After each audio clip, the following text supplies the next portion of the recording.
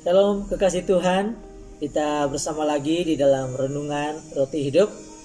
Hari ini saya mau bercakap tentang Don't Stop.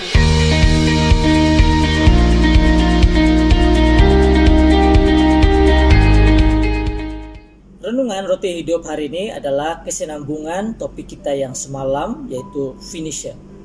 Firman Tuhan di dalam Kisah Para Rasul pasal 20 ayat yang ke-24 berkata, "Tetapi aku tidak menghiraukan nyawaku sedikit pun, asal saja aku dapat mencapai garis akhir dan menyelesaikan pelayanan yang ditugaskan oleh Tuhan Yesus kepadaku untuk memberikan kesaksian tentang Injil kasih karunia."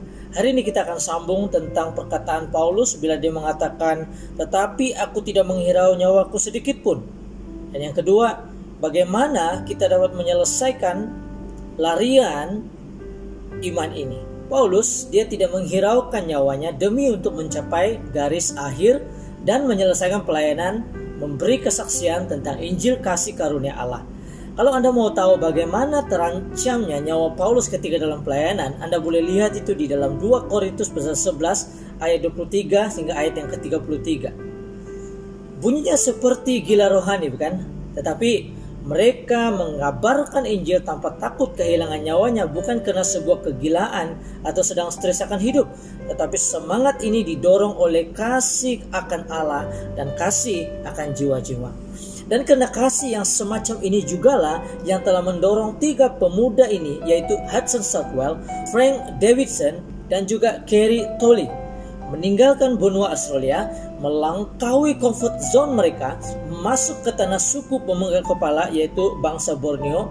Maka kita bangsa Borneo hari ini telah menerima Injil keselamatan, dan karena Injil Kristus itu hidup kita telah diubahkan. Ketika Anda sudah mengenal dan menerima kasih Allah yang besar dalam hidupmu, maka segala rasa benci, menyampah, dan takut kepada orang yang ada di sekitarmu akan dapat kau atasi. Kasih Allah yang hidup dalam dirimu akan membuat Anda tidak hiraukan yang lain selain kasih karunia Allah itu sampai kepada orang lain.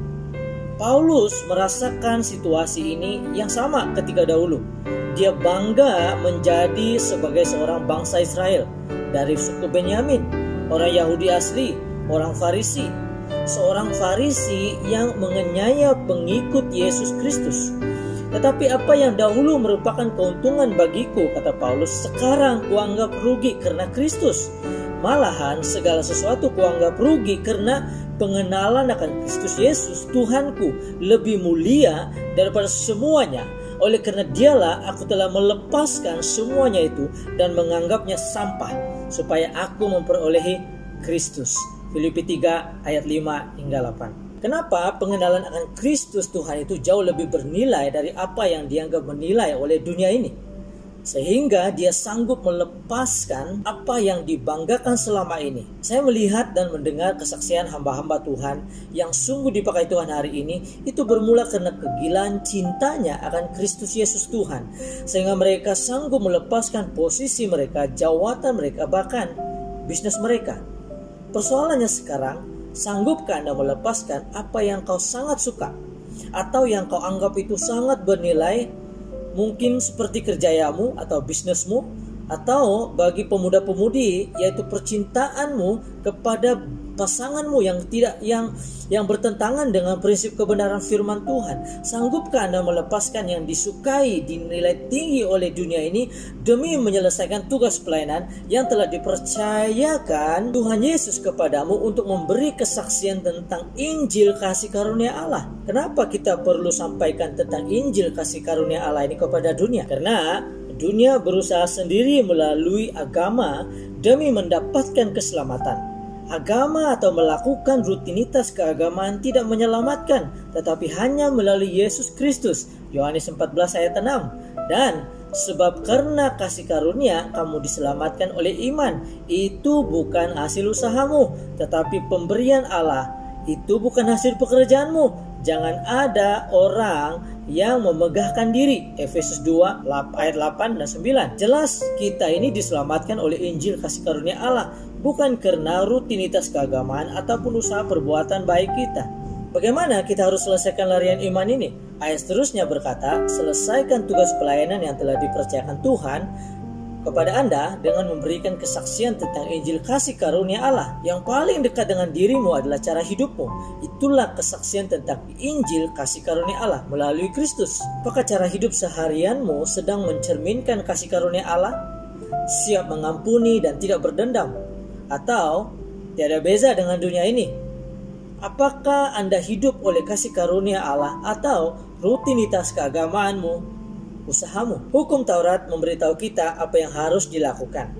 Kasih karunia Allah memberikan jalan untuk melakukannya.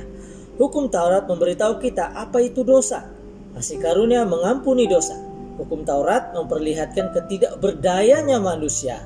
Kasih karunia Allah memberikan jalan keluar. Hukum Taurat menuntut pekerjaan manusia. Kasih karunia Allah adalah pekerjaan Tuhan. Lalu bagaimana kita harus selesaikan larian iman ini?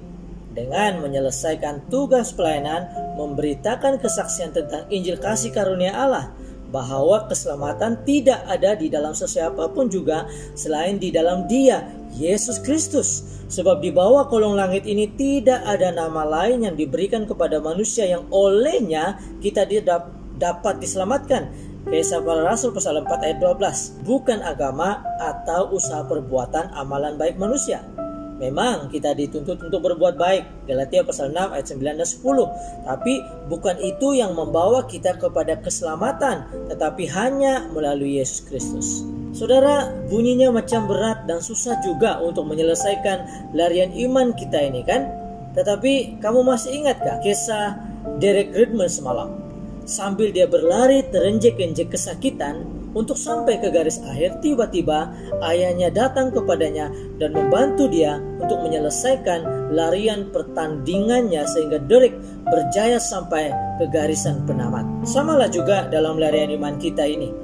Allah Bapa kita tidak pernah membiarkan kita berlari sendirian, tetapi Dia ada sebagai tempat perlindungan dan kekuatan, sebagai penolong dalam kesesakan sangat terbukti.